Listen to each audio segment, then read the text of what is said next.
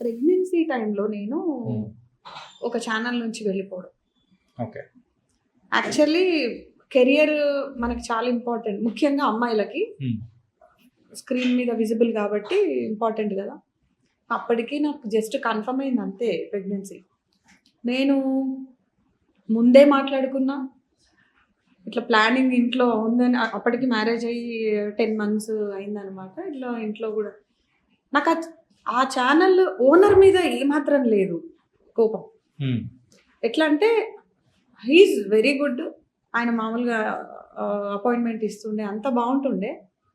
ఈ కింద ఉండే వాళ్ళు ఎవరైతే ఉంటారో డైరెక్ట్ యాక్సెస్ మనకు ఉండదు గదా! హ్మ్. చైర్మన్స్‌తోని. యాహ్! అంటే ఉంటది. బట్ ఎంతో ఇంపార్టెంట్ అయితే గాని డైరెక్ట్ యాక్సెస్ ఉండదు గదా! హ్మ్. నేనేమో మంచిగా చైర్మన్‌తో గాని, మేడం వాళ్ళ వైఫ్‌తో గాని మంచిగా మాట్లాడుకున్నా. ఇట్లా ప్లాన్ చేసుకున్నా. ఎందుకు మనకి 2, 3 ఉన్నాయి గదా! ఇది కాకపోతే అది వాయిస్ ఓవర్స్ కూడా చేసుకోవచ్చు. ఇబ్బంది ఏముంది అని హ్మ్. ఉన్న పళాన సాలరీ కట్ చేస్తామన్నారు. ఓకే. హాఫ్ సాలరీ చేస్తామన్నారు. దానికి ఓకే.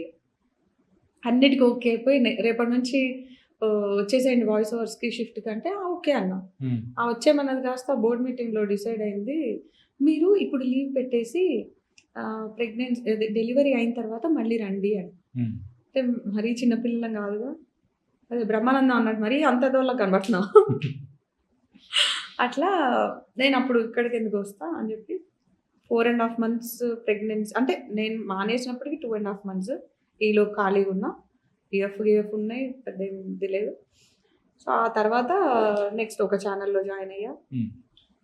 ఆబ్వియస్‌లీ నాకు 4 ½ మంత్స్ ప్రెగ్నెన్సీ టైంలో ఇక్కడున్న దానికన్నా తక్కువ సాలరీకే ఎళ్ళా. కానీ స్క్రీన్ విజిబిలిటీ నాకు మంచి ఎక్స్‌పీరియన్స్ ఇచ్చింది. ఆ ఒకానొక ఛానెల్. ఆ తర్వాత పాప పుట్టింది.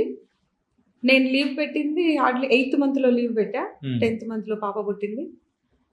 ఇంకొక ఛానెల్‌లో ఇక్కడ మానేసిన దానికన్నా డబుల్ సాలరీ నాకు దేవుడు ఇప్పించాడు అట్లా. యాహ్! అన్‌ఎక్స్‌పెక్టెడ్. ఎక్స్‌పీరియన్స్ మ్యాటర్స్ అంతే. నేనేదైతే ప్రెగ్నెన్సీ టైమ్‌లో జాయిన్ అయిన ఛానెల్ ఉందో, నేను ఫ్రేమ్‌ల గురించి బాధపడుతుంటే, "మాకు కంటెంట్ ఇంపార్టెంట్ అమ్మా! నీ పొట్ట ఇంతుందా కాదు ఉండని" అని అన్నారు. కానీ అలా అనేవాళ్ళు చాలా తక్కువ మంది ఉంటారు తక్కువ. కదా! అదే ఈవెన్ మన అంటున్నా. మీడియాలో ఒక విషయం వచ్చేటప్పటికి ఆ! అబ్బాయిలంటే మేము వేరు కానీ అమ్మాయిల విషయంలో మాత్రం ఎందుకు తొక్కుతారో తెలీదండి. తొక్కుతారు గానీ, అది రీజన్ అన్న ఉండాలి. ఏందో తెలీదు.